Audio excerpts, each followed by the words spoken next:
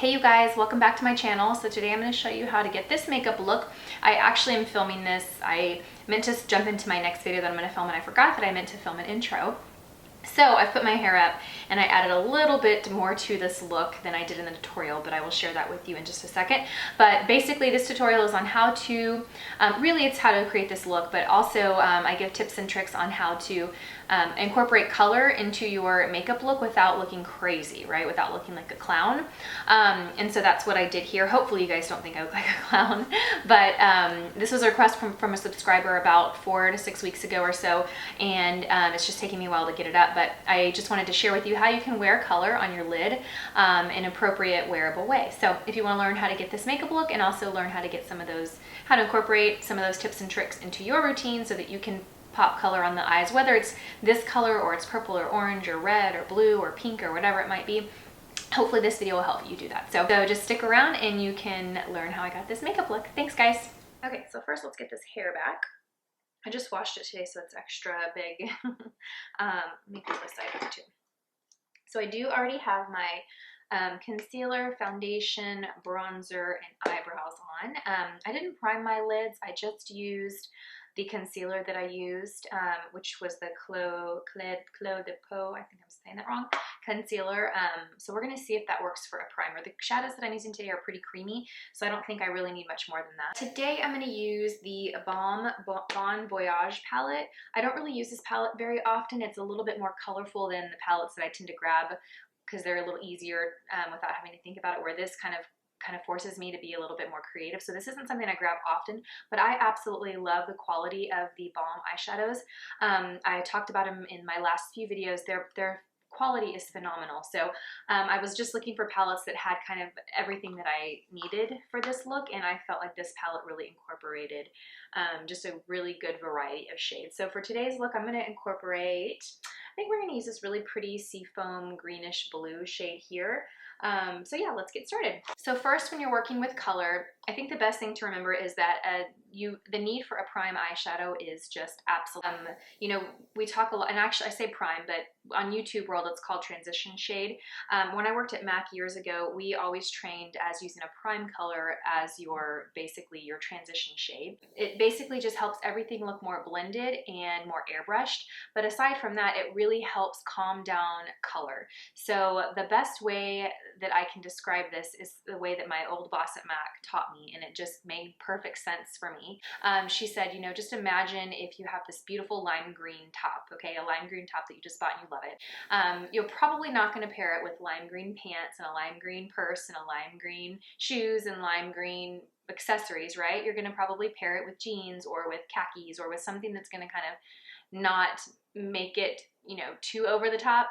That's basically what a prime or a transition shade also does. In addition to making it look more airbrushed and seamless, it also helps calm down color. So when you're gonna use a bright pop of color on your lid, a prime color or a transition color, as you'll hear it referred to on YouTube, is pretty much a necessity. So I'm gonna start with that, and I'm just gonna use this color here. It's called C3. I'm gonna use that one in my crease. This one is kind of like it's a matte grayish brown shade. It actually is turning really gray on me, and it might be from what I have left on my brush, but it's pretty gray.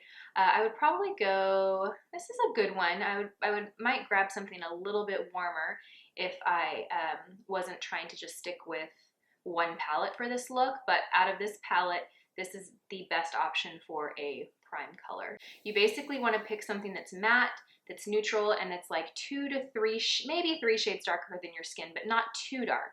Okay, like I didn't want to go in with this shade here because that's just way too dark. I wanted to go with something that was going to give me the illusion of a natural contour or a natural shadow on my face. So that's what this eyeshadow does. So when you're thinking about a prime color, another really great way to kind of think about it is imagine you had a light shining on your forehead, right? It's going to highlight the high planes of your face. So it's going to highlight your forehead, it's going to highlight the bridge of your nose, it's going to highlight your cheekbones, and it's also going to create shadows under those areas where the highlights are. So one shadow is going to be here in your crease.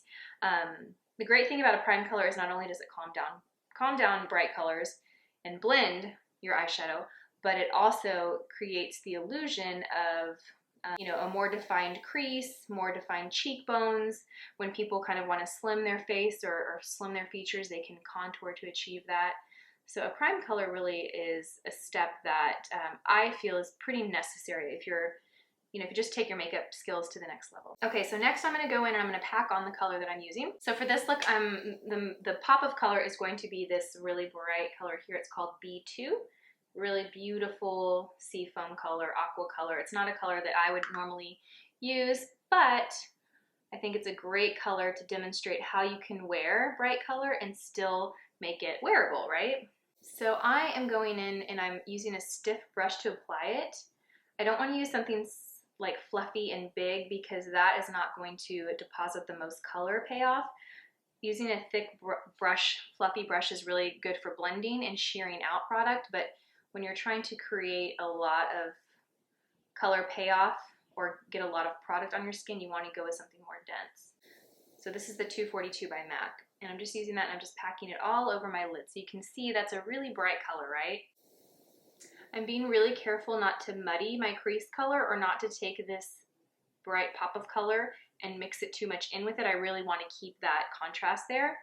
So that's a pretty even application of that eyeshadow. Next, I feel like I'm going to add a little bit more of this crease color and I'm going to go on the outer corner a little bit. Okay, so this next step is not necessary. I'm going to do it just to add a little bit more drama to the eyes, but also calm down this color a tiny bit. I'm just going to take this darker color here. It's this darker gray called B3 by the Balm. And I'm just going to apply this right on my outer corner, blend it into the bright color we did on the eyelid, and also blend it up into the crease. I don't want to take it too far over. I really just want it to stay on the outer corner here.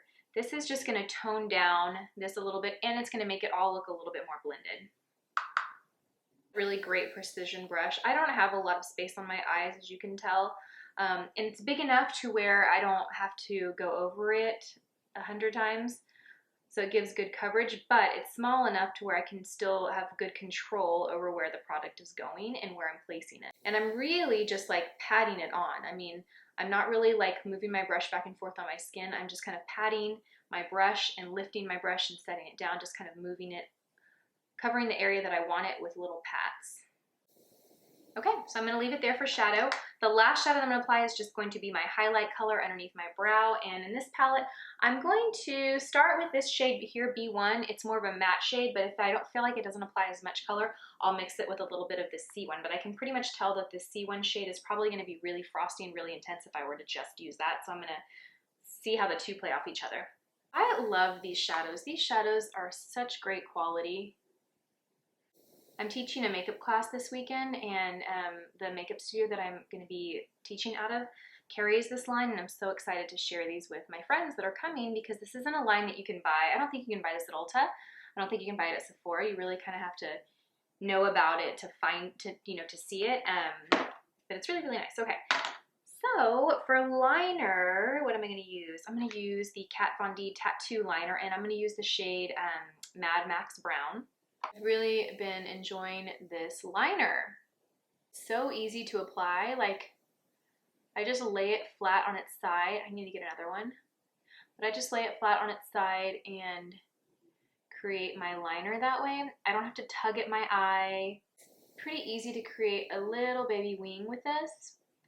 This one is almost dried out. I need another one badly, so I'm not going to try and create too much of a wing here because it's probably not going to look very consistent. Got the black one in like a Points Perks at Sephora, and I love the way it applied, so I've got the brown one, and I pretty much have been using it every day. If you guys know of a dupe for this, please let me know, because not that I don't know how much this is, not that it's terribly expensive, but I would love to find something at Target that I can pick up a little bit cheaper and that I can pick up easily, because I tend to be at Target more than I am at Sephora lately. You need to start putting Sephora's inside Target. You know what I'm saying? Like, you know, they have them in JCPenney's. They need to have a Sephora inside a Target. That would be pretty much, I pretty much would have no reason to go anywhere else, ever. Could get my diapers and my eyeliner. Okay, so I am going to go ahead and apply my mascara. I don't think I'm gonna do lashes. You could do lashes with this, definitely. It would look beautiful. My lashes lately have been a little weak. I ran out of my Nutralux lash. I just actually got a new one in the mail yesterday, but I think the one I had been using was like empty, and it's hard to tell when it's empty because it's not a clear container, and the brush still felt wet. So I've been using it for like the last month, but I really don't think it was applying much because my lashes have been so weak this last month. And when I looked at the last time I ordered that tube, it was in March. So I was thinking, okay, it's probably gone and I've needed a new one, but I just didn't realize that. So anyway, the reason I'm not applying false lashes is because every time I apply false lashes, I usually take out a few of my natural lashes with it when I take them off, and I don't want to do that. So we're just going to do our good old lash primer and our good old Chanel mascara. They're just not as thick as they used to be. I still have some okay length, but they're just thin and weaker. So I need to get back on that serum. That stuff works miracles. It really is amazing stuff. So we are getting settled. I feel so much less stress in my life today than I did even just a few weeks ago. I am amazed with how thin my lashes are right now. It's crazy.